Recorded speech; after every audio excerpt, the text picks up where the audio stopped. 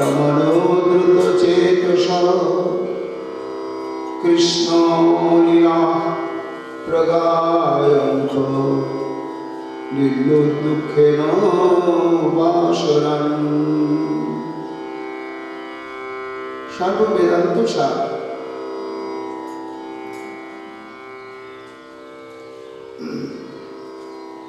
পুরাণ চক্রবর্তী শ্রী শ্রীমদ্ ভাগবত মহাপুরাণে দশম স্কন্ধে 35তম অধ্যায়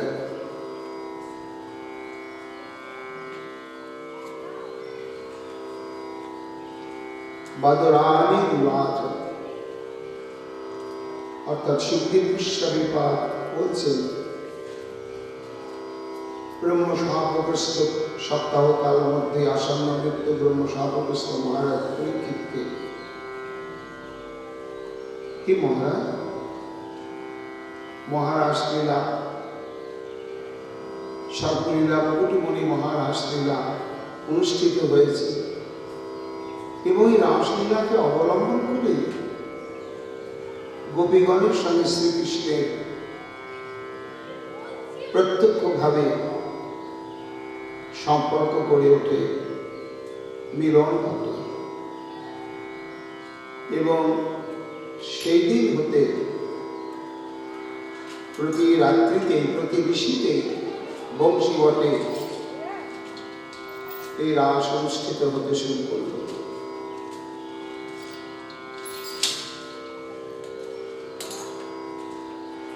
এই জন্য গোপীগণ রাত্রিকাল সমাগত হলেই তারা নিশ্চিত হতেন যে এইবার তারা সর্বাত্মকভাবে শ্রী গোবিন্দের অন্তরঙ্গ সঙ্গ লাভ করবে এবং সর্বেন্দ্রীয় ঋষিগণের দ্বারা শ্রী গোবিন্দকে আহ্বায়িত করবে। কিন্তু যে রাত্রির অবসান করত,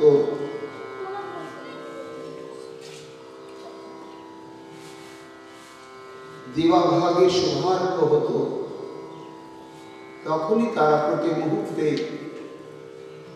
একদিকে সারা নিশি কৃষ্ণ সঙ্গ সুখে গভীর আস্বাদ্য স্মৃতি, আবার দিবাভাগের প্রারম্ভে শ্রীকৃষ্ণ সঙ্গ থেকে বঞ্চনা সুতীব্র বিরহ, এই একাধারে মিলন স্মৃতির সুখ প্রবাহ, আবার বিপ্রলম্ভ রসে অতি বেগময় প্রবাহে তারা তনু মন বা সব কৃষ্ণময় করে অতিবাহিত করত। তাদের দিনটি অতিবাহিত হতো কিসের দ্বারা?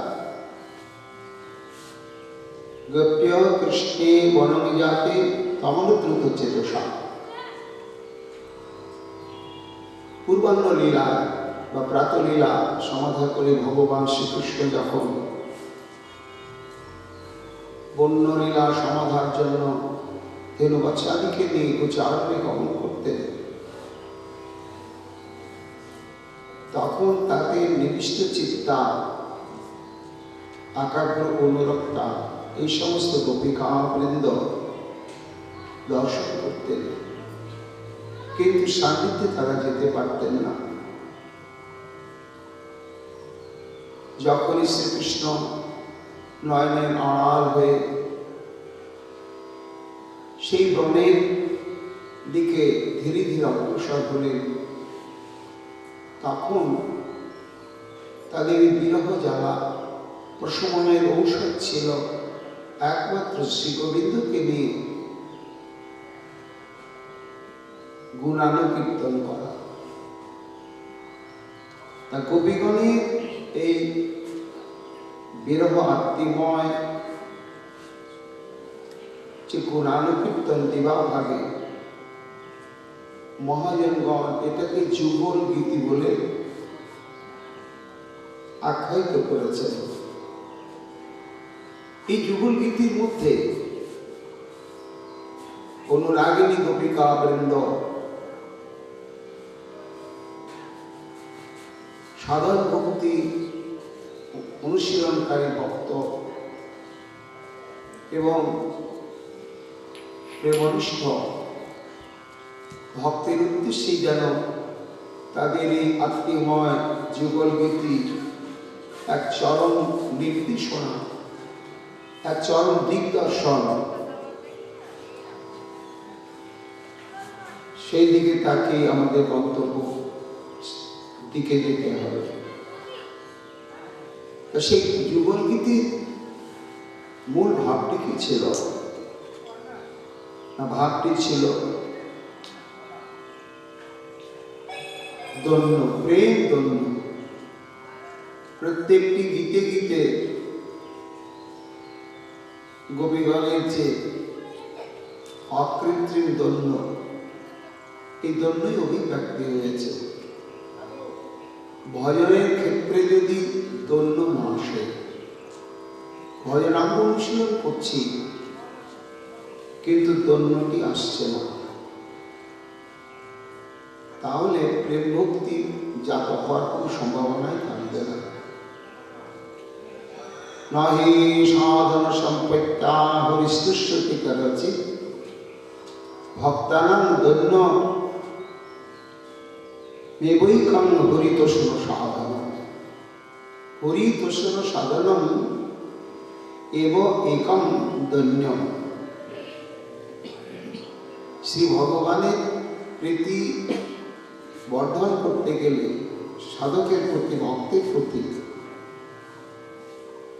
প্রীতি উৎপাদন করতে গেলে ভক্তের অকপট দন্যের প্রয়োজন। বিনা এই দন্য সম্পত্তি ব্যতিরেকে হরিস্তুষ্যতি কারছি অভিষ্টদেব শ্রী গোবিন্দ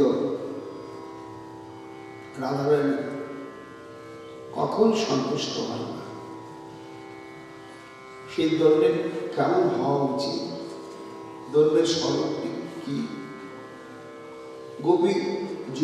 গোপীগণের এই যুগল গীতির মধ্য দিয়ে প্রত্যেকটি ছাত্রে ছাত্রে অভিব্যক্ত হয়েছে।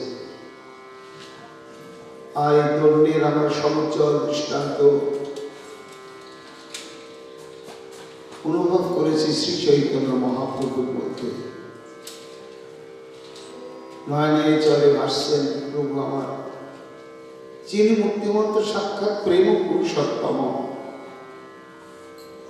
অতি দন্যে অনুমাগে দাস্য ভক্তি দান, আপনাকে করে সংসারী জীব অভিমান। জীব সাধক পঞ্চা, মূর্তিমন্ত যিনি প্রেম পুরুষোত্তম, তার সাধক ভক্তের মতন কি দন্য দাস্য ভক্তি প্রার্থনা করছেন নয়নের জলে ভাসতে ভাসতে। আমি যেন একটা সংসারবদ্ধ জীব, সমস্ত স্বীকৃতি থেকে বঞ্চিত এবং ত্যাগ বৈরাগ্যকে আশ্রয় করে ভজন করার সামর্থ্য হলে একমাত্র অভিষ্টদেব শ্রী গোবিন্দের কৃপা ব্যতিরেকে। তাই আপনাকে করে সংসারী জীব অভিমান। প্রভু যেন এক বিষয়ী দ্বীপ মাত্র, কিন্তু তার থেকে তিনি নিষ্কৃতি পাবার জন্য ব্যাকুল হয়ে পড়েছেন।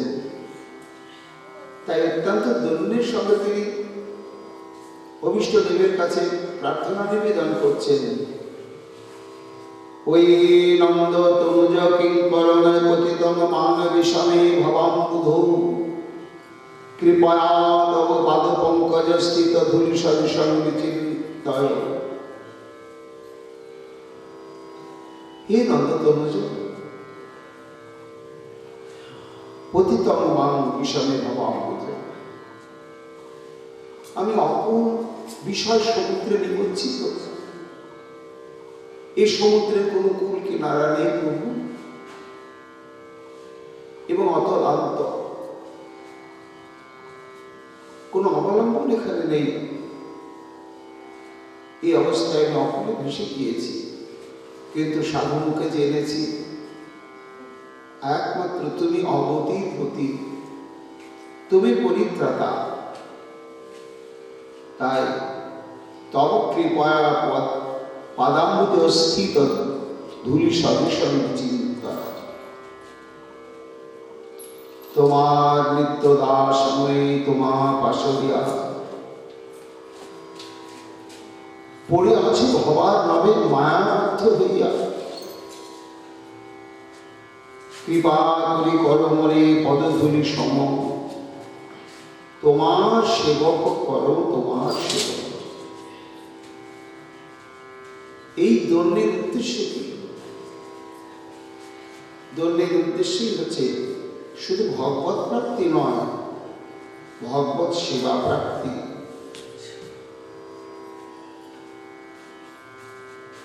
সুখদেব গোস্বামী পাদ বলছেন, মহারাজ এই যে ভাগবতের 7 তত্ত্বই হচ্ছে প্রেম ভক্তি, আর এই প্রেম ভক্তির মূর্তিমন্ত প্রতিমা বিগ্রহই হচ্ছে ব্রজ গোপিকা বৃন্দ।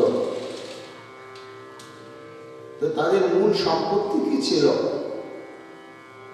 যার জন্য শ্রী গোবিন্দ মান ন পারেম নিরবদ্ধম সংশোধন, নিজেকে তিনি ঋণ স্বীকার করতে বাধ্য হলেন না, সেটি ছিল এই দন্য। আর ছিল উৎকণ্ঠা।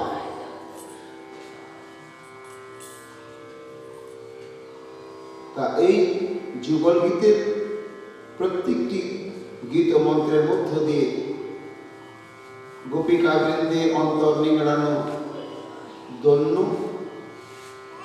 তার সঙ্গে সঙ্গে প্রেমজাত প্রবল উৎকণ্ঠা উৎসাহিত হয়েছে, অভিব্যক্ত হয়েছে, যার জন্য পরোক্ষ এবং প্রত্যক্ষভাবে ভগবানের কৃপা স্নেহ দৃষ্টি সর্বক্ষণের জন্য ওই গোপিকা বৃন্দের প্রতি। মহাপ্রভু আক্ষেপ করছেন, ন প্রেম গন্ধস্তি দরামি মে হরো ক্রন্দামি সৌভাগ্য ভরণ প্রকাশিত বংশী বিলাসান্নানলোকনং বিনা দ্বিভূমি যৎ প্রাণ পতঙ্গ কান্তিথা।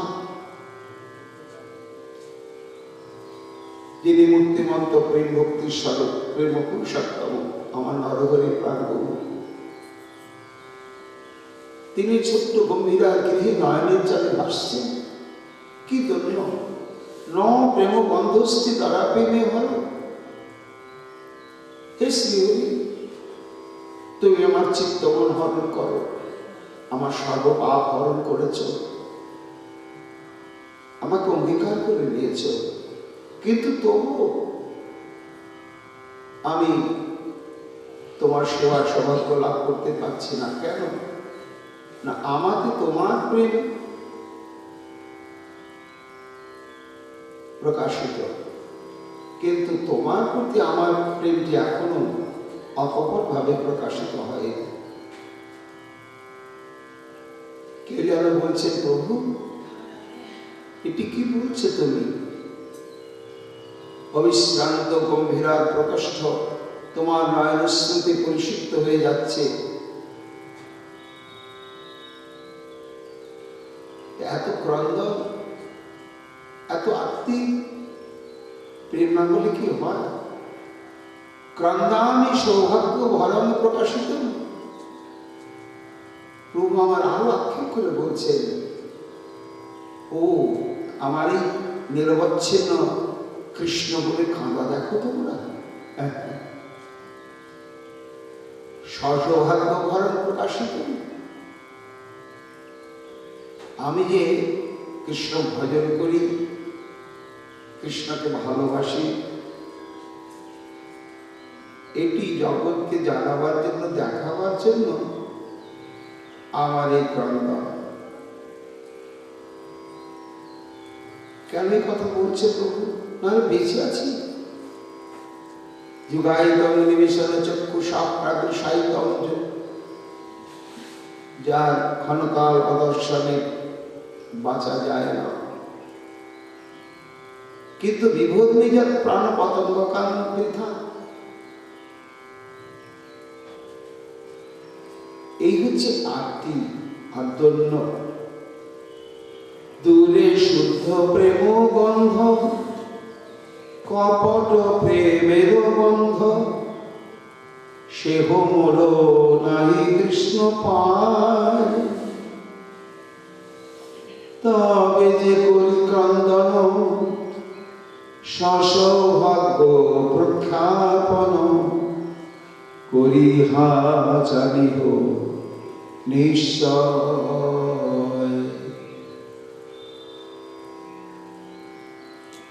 দন্যের চরমতম দৃষ্টান্ত স্থাপন করছেন সাক্ষাৎ শ্রী চৈতন্য মহাপ্রভু। তার বুকে গোপী প্রেম, যাতে বংশীর ধ্বনি সুখ না দেখি সে চামাদের মুখ, যদ্যপিসে নাহি আরোপণ, নিজে দেহে করি প্রীতি, কেবল কামের রীতি, প্রাণগীতি করিয়ে ধারণ। সাধক ভক্তের এই হচ্ছে সঞ্চয় দৃষ্টান্ত, যা যুগল গীতিতে সুকমণি বলছেন প্রতি ছাত্রে ছাত্রে অভিব্যক্ত হয়েছে।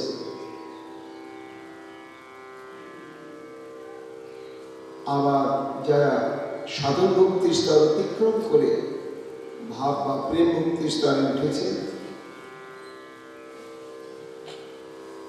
না বলা হচ্ছে জ্ঞান কর্ম যোগ ধর্মে কৃষ্ণ নহে বশ, কৃষ্ণ বশ হেতু এক প্রেম ভক্তি রস।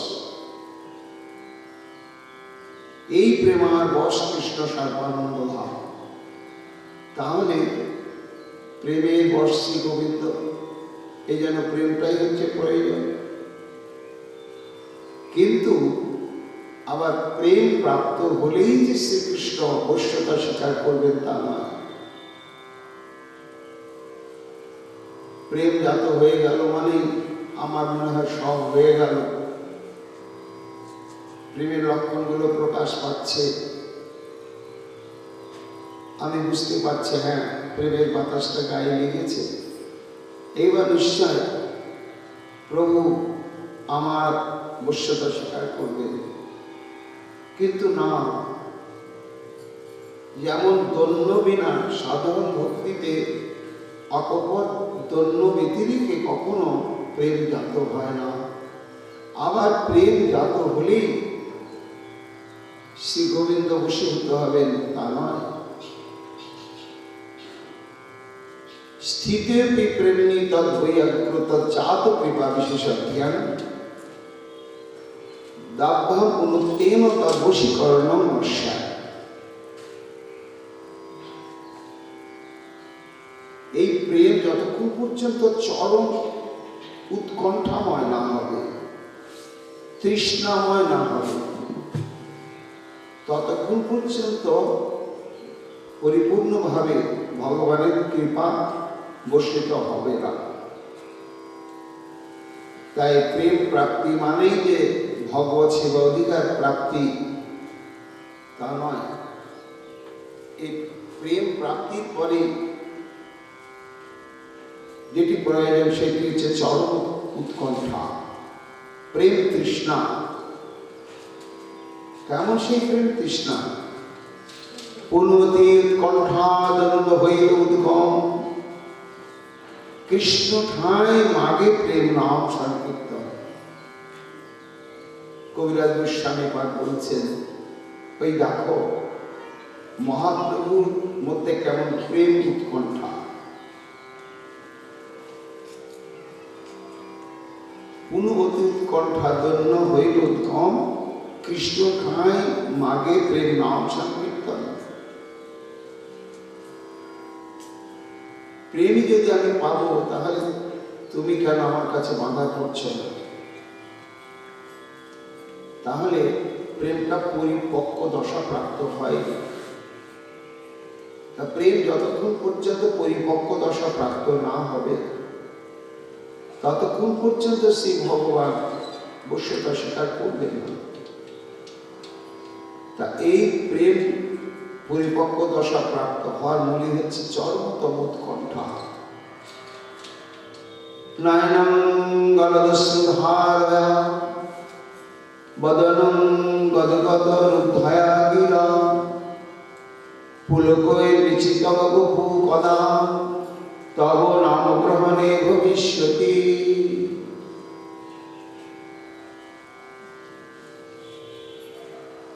সাধন ভক্তিতে যেমন ধন্য, প্রেম ভক্তি হচ্ছে উৎকণ্ঠা, প্রেম তৃষ্ণা।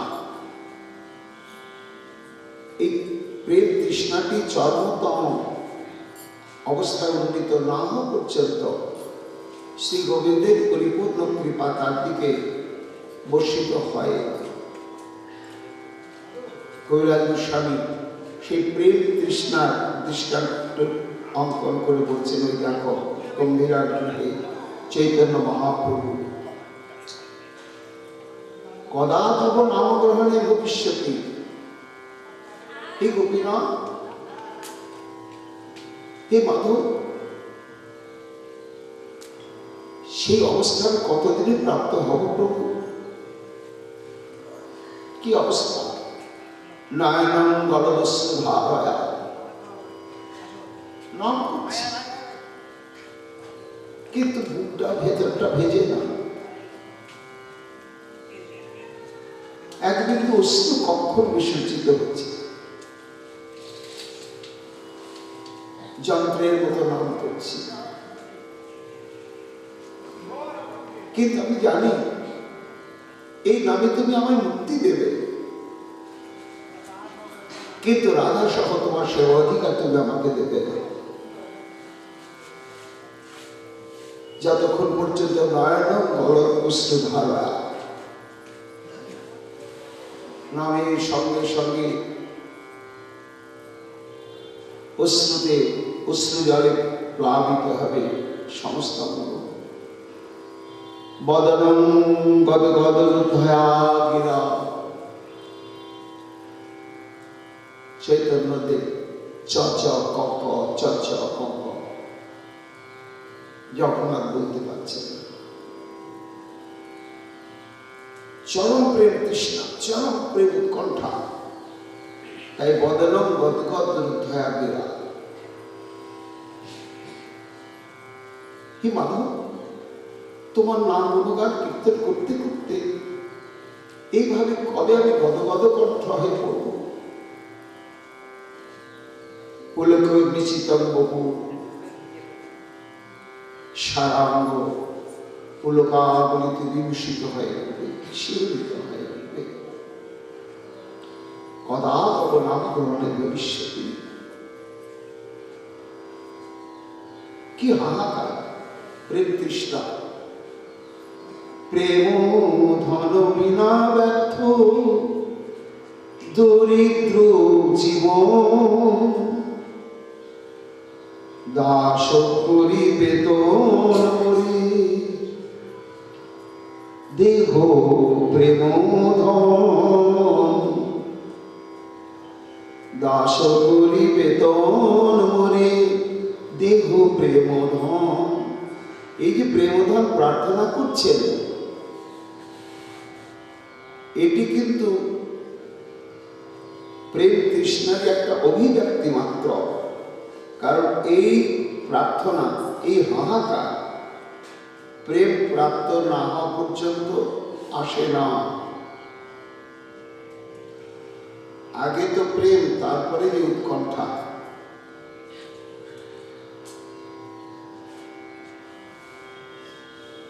রাধা হইলে উৎকণ্ঠিত প্রেমী।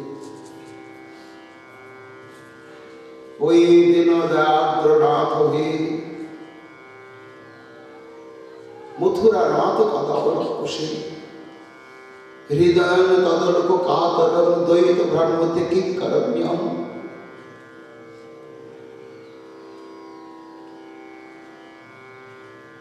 প্রেম যদি দৈন্যময়, প্রতি মুহূর্তে তীব্র তৃষ্ণাময় না হয়, কখনোই প্রেমঘন বিগ্রহ শ্রী গোবিন্দ বস্যতা স্বীকার করবেন না। কি ধন্য আমার রাধারানী, ওই দীন দরিদ্র নাথ হে মথুরা নাথ কথা অবলম্বন। তুমি দিনের বন্ধু, যারা দরিদ্র নিষ্কুঞ্জল, তাদের তো একমাত্র তুমি সম্ভব, তুমি না আমার রক্ষক, আমার সমস্ত সেবা বাসনা পূরণকারী তুমি। এই মথুরা নয়, কতক্ষণে কবে তোমার দর্শন পাব? হৃদয় তৎফলক কাতর, তোমারই অদর্শনে তীব্র বিরহ জ্বালা। না হচ্ছে মৃত্যু, না হচ্ছে তোমার দর্শন। দ্বৈত ভ্রান্তি কি কর্ম, তুমি বলে দাও প্রাণ, আমি কি করে বাঁচব? মহাপ্রভু ওই দিন বলে বারে বার, কণ্ঠে না নিঃস্বরে বাণী বহে অশ্রুধার। শ্বেত কম্প পুলকাঙ্গ স্তম্ভ বৈবর্ণ, নির্বেদ বিষাদ জাগ্র গর্ভ হর্ষদন্য, উৎকণ্ঠাময় দন্য। তাই সুকমণি বলছেন, মহারাজ খুব তাৎপর্যপূর্ণ এই ভাগবত আর ভাগবতে বর্ণিত প্রসঙ্গ। এই যে যুগল গীতি, এই যুগল গীতিটি হচ্ছে সাধক ভক্তের কাছেও চরম পরম শিক্ষার বিষয়, এবং যারা প্রেম ভক্তি স্তরে গুরু বৈষ্ণবের কৃপায় উন্নীত হতে পেরেছেন, তাদের কাছেও একটা দিগদর্শনী যন্ত্র। তাদের রাত সম্ভোগ আনন্দে অতিবাহিত হতো, আর সারাটা দিন বিপ্রলম্ব রসে মূর্তিমন্ত প্রতিমা হয়ে পড়ত তারা। এই জন্যই সুকমণি বলছে,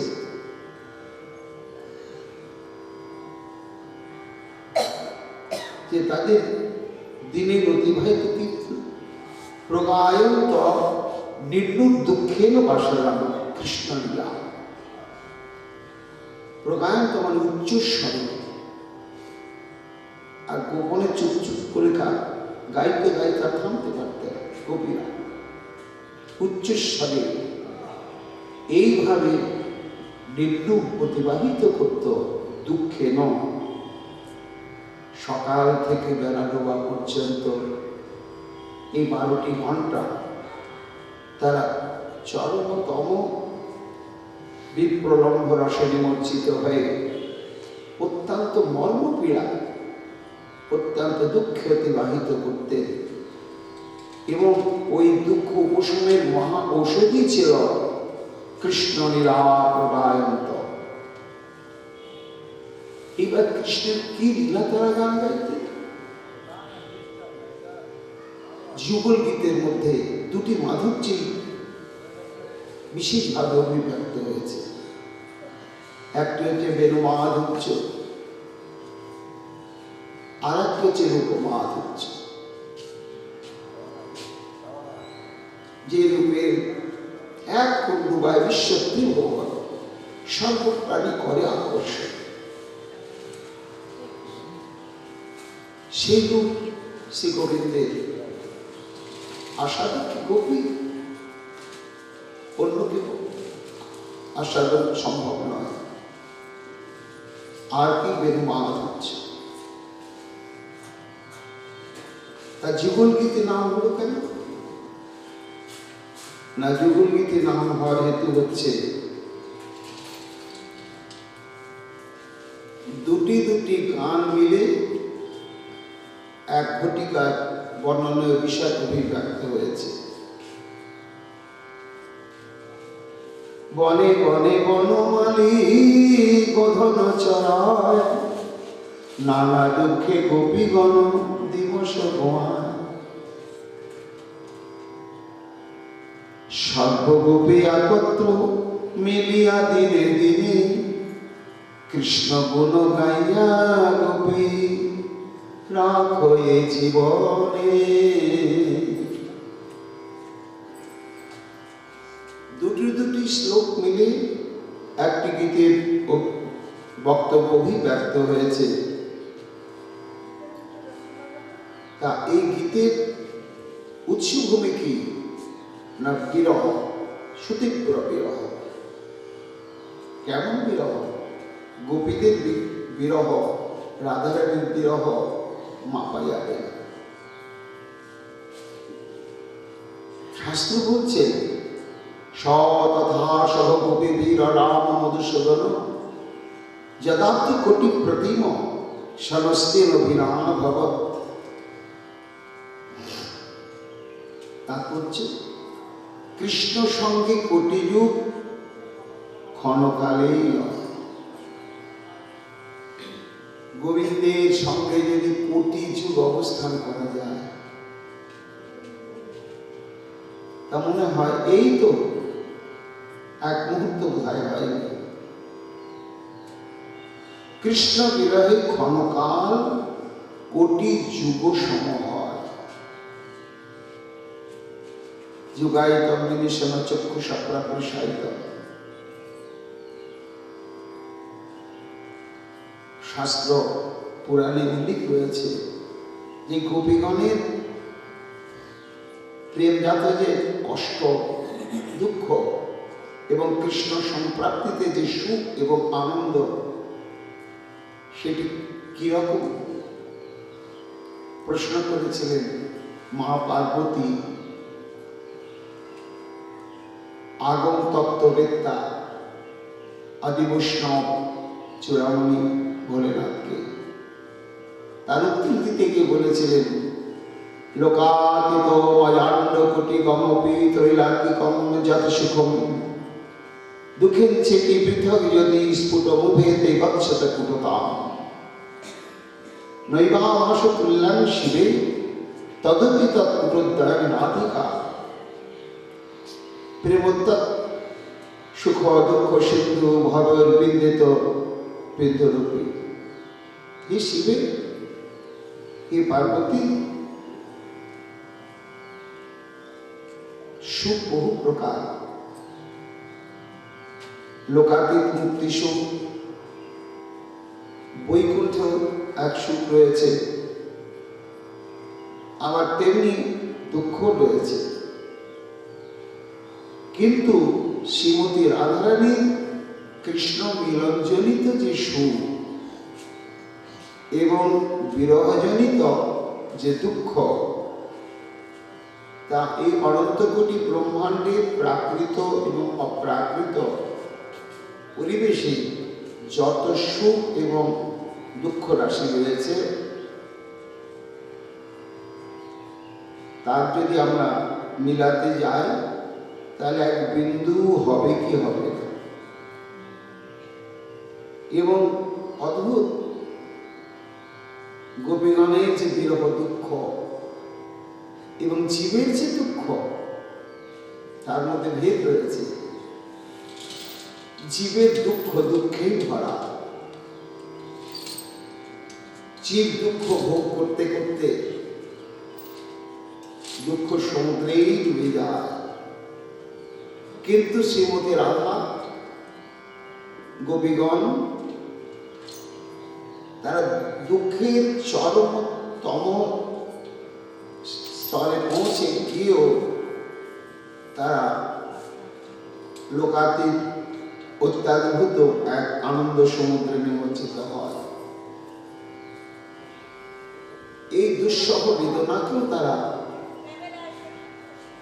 অদ্ভুত ভাবে সার্থক বলে মনে করে। কেন না এটাই প্রেমের বৈশিষ্ট্য। বহির্বিশ্বে জ্বালা হয়, অন্তর আনন্দময়, কৃষ্ণ প্রেমার অদ্ভুত চিহ্ন। প্রশ্ন করছেন মহারাজ পরীক্ষিত গুরুদেব, এই যে কষ্ট গোপীগণের যে বিপ্লম্ভ কৃষ্ণ বিরহ, তা এই বিরহ শ্রেষ্ঠ না সঙ্গ বা মিলনের আনন্দটাই শ্রেষ্ঠ?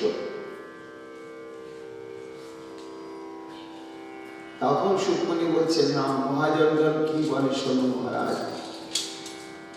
সঙ্গম বিরহ বিকল্পে বরমিহ বিরহ ন সঙ্গতস্তস্যা সঙ্গে শৈব তথৈকা ত্রিভুবনমপি তন্ময়ং বরহে। সঙ্গ অর্থাৎ মিলনের চাইতে বিরহই হচ্ছে শতগুণে শ্রেষ্ঠ।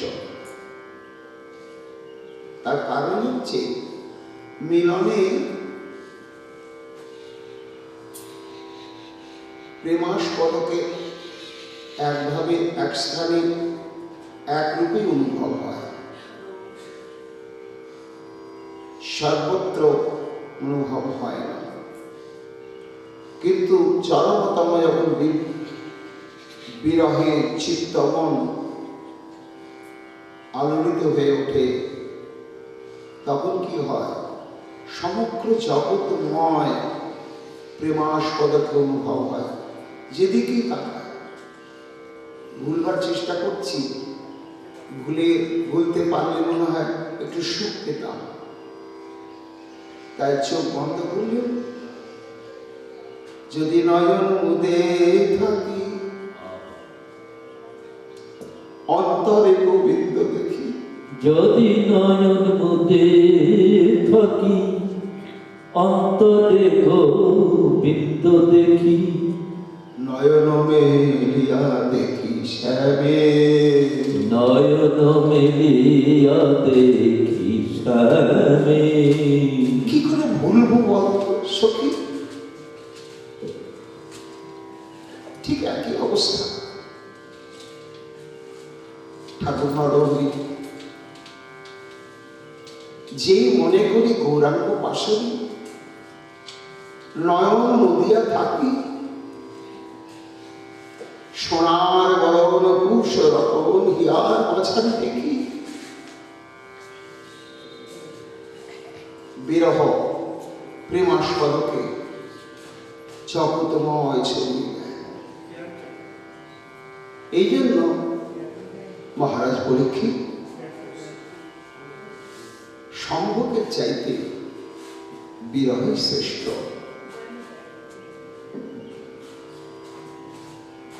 বিরহে প্রেমকে ধরে রাখে, পরিশ্রুত করে রাখে,